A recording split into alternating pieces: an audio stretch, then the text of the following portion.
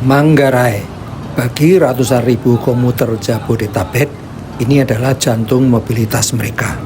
Tempat bersilang 750 perjalanan kereta per hari, melayani 162 ribu pelanggan yang lalu lalang tanpa henti. Di balik riuhnya peluit kereta, kawasan ini menyimpan kisah kontras yang mendalam. Kini sebuah ambisi megah lahir dari arahan Presiden mendukung program 3 juta rumah. Pemerintah dan antara Indonesia, PT Kereta Api Indonesia dan Bank BTN berkolaborasi menyulap area 64 hektar di Manggarai menjadi Central Business District atau CBD kedua di Jakarta. Sebuah utopia urban yang diklaim akan menyaingi kemegahan SCBD Sudirman. Mungkinkah mega proyek lintas generasi ini benar-benar terwujud di atas tanah yang syarat akan gesekan sosial, ataukah ia akan membentur kerasnya dinding realitas? Ambisinya bukan lagi sekedar wacana. Pada Jumat 21 Agustus 2026, seremoni groundbreaking resmi dilakukan, menandai dimulainya pengerjaan tahap awal di atas lahan 2,2 hektar milik PT Kereta Api Indonesia. Disinilah sebanyak 8 tower hunian vertikal setinggi 24 lantai akan didirikan, menyediakan total 3.784 unit hunian terjangkau bagi masyarakat berpenghasilan rendah atau MPR. Proyek ini dirancang secara detail. Blok G seluas 7.000 meter persegi akan menampung 1.276 unit dari tipe studio, tipe 36 hingga tipe 45. Sementara Blok F seluas 1,5 hektar akan menyediakan 2.508 unit meliputi tipe 36, tipe 45 dan tipe 52 dengan 3 kamar tidur. Proyek ini juga menjanjikan 150 unit area retail untuk menunjang ekonomi lokal. Targetnya sangat agresif, 18 bulan konstruksi untuk 8 tower pertama. Fakta di lapangan menunjukkan keseriusan BUMN. Lahan Blok G saat ini telah selesai dibersihkan.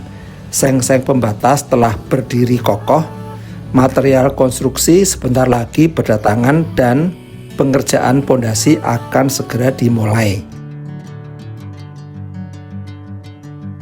Ini adalah titik nol dimulainya sejarah baru kawasan Manggarai.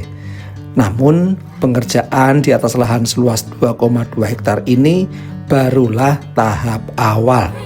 Rencana besar 64 hektar dan antara KAI baru saja dimulai dan tantangan yang sesungguhnya sedang mengintai. Ada jebakan spasial yang nyata di lapangan. SCBD Sudirman sukses karena dibangun di atas lahan superblok solid, kotak dan terpadu yang zonasi dan aksesnya mudah ditata sejak awal.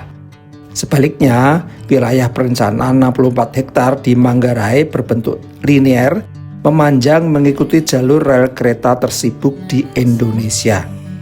Area operasional stasiun dan depo aktif membelah kawasan ini tepat di tengah. Menata lahan linear yang terfragmentasi oleh sirkulasi ratusan ribu komuter dan gerakan kereta ditambah akses jalan sekunder yang sempit, memiliki tingkat kesulitan arsitektur yang jauh lebih rumit dibanding membangun CBD di lahan kosong murni. Di balik kemajuan konstruksi, satu teka-teki besar masih menyelimuti. Berapa kira-kira harga pasti yang akan dipatok untuk tiap unit hunian? Informasi mengenai price list resmi hingga kini belum dirilis ke publik. Kejelasan angka ini menjadi ujian pertama sejauh mana prinsip hunian terjangkau benar-benar terwujud. Apakah harganya benar-benar ramah lewat skema subsidi? Ataukah akan terdorong naik oleh mahalnya nilai tanah di pusat Jakarta? Selain itu, skema KPR FLPP Bank BTN menawarkan cicilan 2,9 juta rupiah per bulan bunga tetap 6% selama 30 tahun bagi pekerja berpenghasilan maksimal 12 juta rupiah untuk lajang atau 14 juta rupiah untuk yang sudah menikah. Mampukah skema ini menangkap pasar pekerja komuter Jabodetabek yang porsi gajinya habis tersedot untuk ongkos mobilitas harian? Tantangan terbesar mega proyek ini bukanlah mendirikan beton, melainkan sejarah gesekan sosial dan tawuran antar warga yang tak pernah usai di luar pagar stasiun. Data zonasi membongkar realitas bahwa area inti kereta api Indonesia dikepung oleh kantong pemukiman dengan kepadatan ekstrim. Beberapa area menampung lebih dari 6.000 jiwa di ruang-ruang sempit. Publik pantas meragukan kemampuan BUMN membangun rusun yang tepat sasaran jika melihat rekam jejak rusun subsidi yang kerap diwarnai masalah pemeliharaan gedung hingga unit yang jatuh ke tangan investor. Di Manggarai, ujian BUMN bukan sekedar membangun dinding vertikal, melainkan membuktikan mereka sanggup meruntuhkan sekat sosial dan merangkul warga lokal agar tidak sekedar menjadi penonton kemegahan baru. Publik pantas kritis, bandingkan dengan pemerintah Provinsi DKI Jakarta yang sukses meresmikan rusun-rusun baru seperti Rusun Jagakarsa tanpa kabar mangkrak, berkat skema APBD murni sebagai pelayanan publik. Di Manggarai, BUMN harus bertaruh dengan skema investasi komersial dan KPR di atas lahan transit aktif yang teramat rumit. Proyek 8 tower pertama hanyalah titik awal dari transformasi 20 tahun kawasan 60 hektar ini. Sebuah pertaruhan arsitektur, ekonomi mikro, dan sosiologis lintas generasi terbesar di Jakarta dekade ini.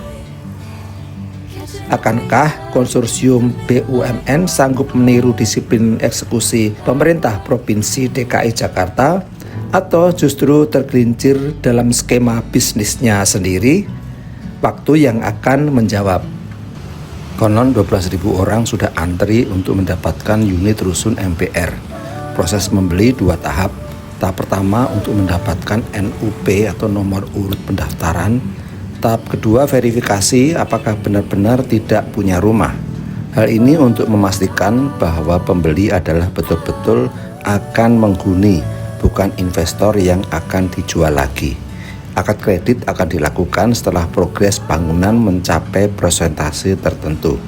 Harga di bawah 600 jutaan dan dijamin oleh BTN tidak akan naik. Saya Wibi Kembara, sampai jumpa di Bedah Arsitektur dan hunian perkotaan berikutnya.